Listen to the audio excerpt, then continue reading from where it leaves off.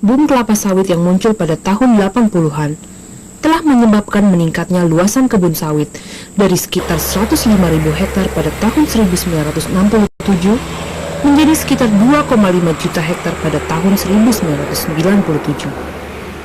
Seiring dengan ambisi pemerintah untuk menjadikan Indonesia sebagai produsen sawit terbesar dunia, luas hutan yang dapat dikonversi terus ditambah. Pada tahun 1997, telah disediakan 8,4 juta hektar untuk dikonversi. 6,8 juta hektar diantaranya bahkan telah mencapai tahap persetujuan dan pelepasan lahan. Semuanya diproyeksikan bagi kawasan Indonesia Timur.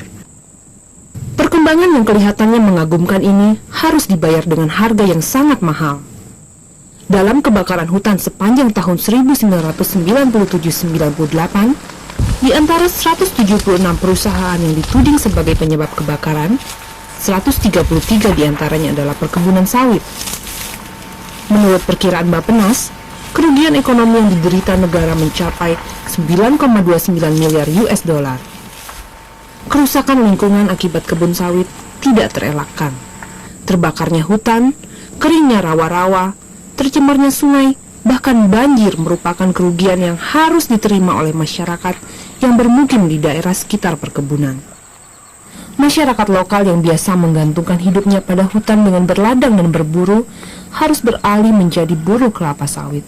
PT Perkebunan Nusantara 13 di Kalimantan Barat dan PT London Sumatera di Kalimantan Timur merupakan contoh dari buruknya sistem perkebunan di Indonesia. Beroperasi sejak tahun 80-an di Kalimantan Barat, PTPN 13 mengembangkan pola perusahaan inti rakyat perkebunan. Pada saat itu, PTPN mengatakan bahwa kelapa sawit akan memberikan kesejahteraan yang lebih baik bagi masyarakat dan pemerintah daerah setempat.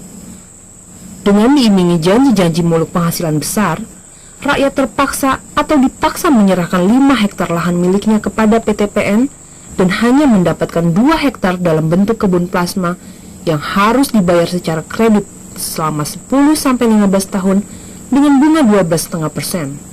Aparat dijadikan tameng PTPN ketika melakukan negosiasi penyerahan lahan.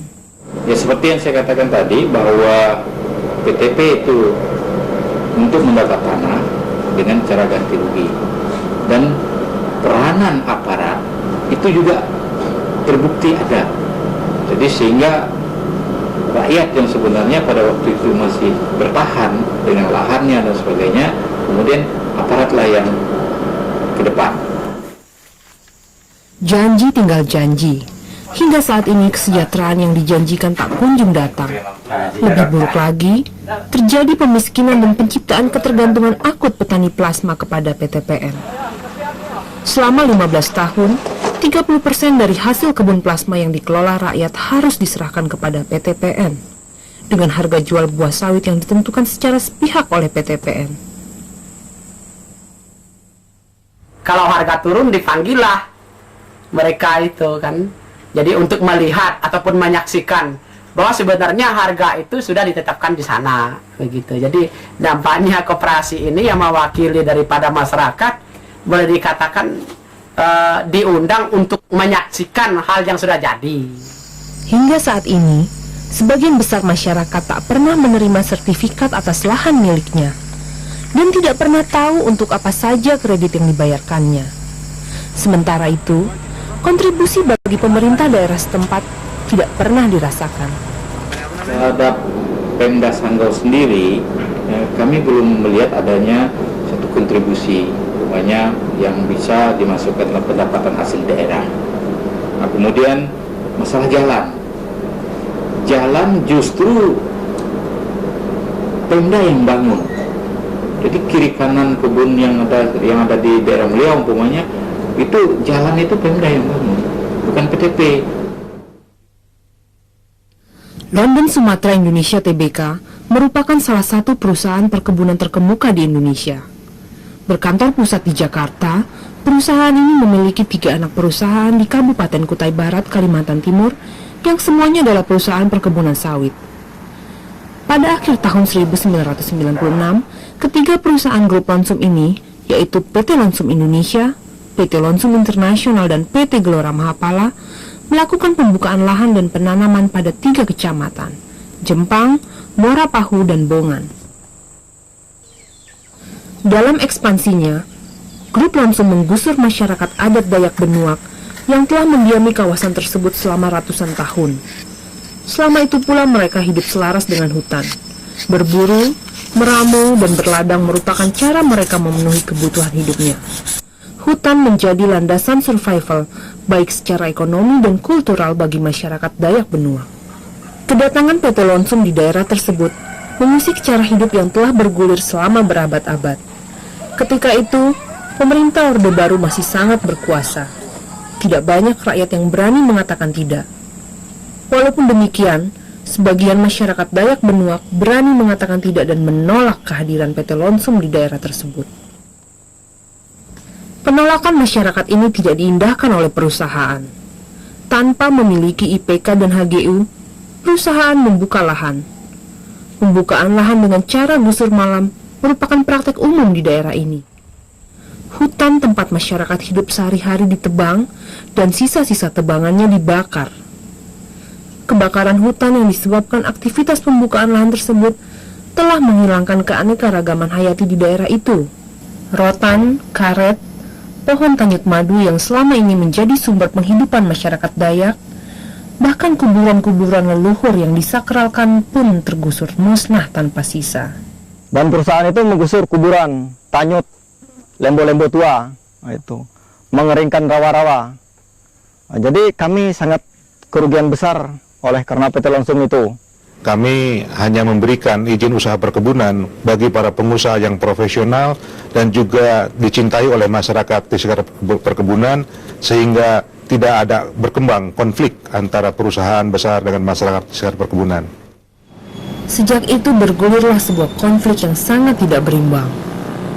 Lonsum, perusahaan yang terdaftar di Bursa Efek Jakarta dan Surabaya, dengan saham mayoritas dipegang oleh grup Napana Richardson, yang menguasai Lonsum lewat akuisisi pada tahun 94 senilai 273 juta dolar yang dibiayai melalui hutang luar negeri di satu pihak, dan masyarakat adat Dayak Benuak yang masih hidup sebagai peladang dan bergantung pada hutan di pihak lain. Malang bagi Lonsum, krisis ekonomi Indonesia yang berbuah larangan ekspor CPO membuatnya kesulitan melunasi hutang-hutangnya. Kesulitan keuangan yang dialami Lonsum belum terselesaikan sampai saat ini. Hingga akhir tahun 1999, total hutang Lonsum mencapai 254 juta dolar. Manajemen Lonsum galau menghadapi masalah utangnya. Selama itu pula konflik dengan masyarakat adat Benuak terus berlangsung. Selagi Lonsum yang memiliki hutang luar negeri sebesar 254 juta itu mendatangkan keuntungan bagi para pemegang saham utama serta perusahaan-perusahaan pribadi mereka, rakyat Dayak Benuak tidak bisa mendapatkan kompensasi yang layak bagi hidup yang tergusur dan tanah yang terampas. Mereka marah, menduduki, dan kemudian membakar basecamp perusahaan yang berdiri di atas tanah-tanah mereka.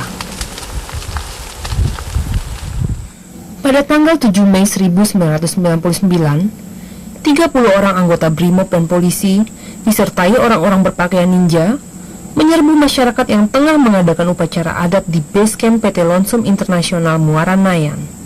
Penyerbuan dilanjutkan dengan penyisiran ke kampung-kampung, dengan menangkap dan menjebloskan beberapa orang ke penjara di mana mereka dianiaya secara brutal oleh oknum polisi. Hal ini telah memaksa sebagian masyarakat menyelamatkan diri dan bersembunyi di tengah hutan. Proses peradilan yang kemudian dilakukan menjatuhkan hukuman penjara pada masyarakat adat yang mencoba mempertahankan haknya. Penyerbuan itu kan pada waktu pagi, kami baru bangun, kelambu itu belum disimpan itu. Terjadi penyerbuan oleh ninja dan BRIMOB nyusul di belakang kan. Meskipun upaya ke arah penyelesaian konflik telah banyak dilakukan, namun belum ada indikasi kasus ini akan diselesaikan. Hearing di DPRD tingkat 1 Kaltim dan pertemuan dengan Menteri Kehutanan ternyata tidak membuahkan hasil. Sampai saat ini, ketiga anak perusahaan Lonsum Group hanya bisa melakukan aktivitasnya secara sangat terbatas. Dan mereka juga terancam tidak mendapatkan IPK, sedang masyarakat dihadapkan pada hidup yang terkoyak. Basis eksistensi mereka telah hancur, menimbulkan bayangan kemiskinan dan keterpinggiran di masa depan. Sejauh mata memandang,